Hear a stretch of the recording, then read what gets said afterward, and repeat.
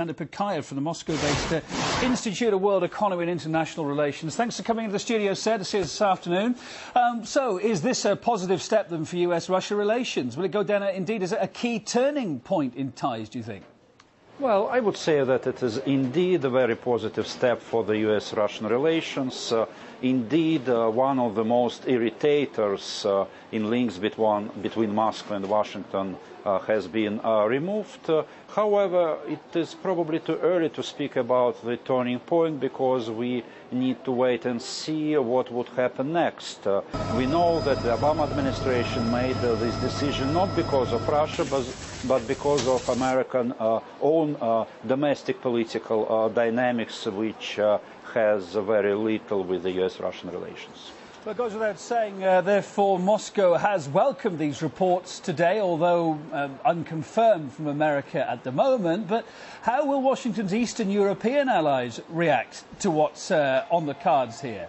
Well, I'm afraid that the reaction would be and is already nervous and I would say hysterical. I think that some Eastern European government would use this decision in order to gain something else from the Americans. They would peddle on Russian aggressiveness or similar arguments in order to get high American military presence on their territory, and if they are successful, it could make Americans a hostage of their historical Russophobia, and this important decision not to deploy the missile defense shield in Eastern Europe could be transformed into another irritation in the US-Russian relations, which might be even more difficult to settle. Of course, winding the clock back a little, we mustn't forget, must we, that Prime Minister Putin a few months ago offered the US the chance to use radar sites here in Russia, also to use the Russian-rented Gabalar base.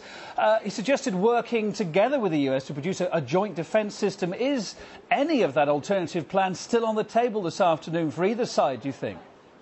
Well, I hope that it will be still on the table because joint missile defense or in cooperation, US-Russian cooperation in the missile defense, it is something which took place during several years. Yes, progress was not that considerable, but this is an area where the sides could potentially cooperate. So I hope that the sides would continue their consultations. They started consultations on that some months ago, and I hope that it would continue and the consultations would bring fruitful, positive, practical results. As we've been saying, this news still to be officially confirmed from the American side, despite all the various sources we're getting this news from today.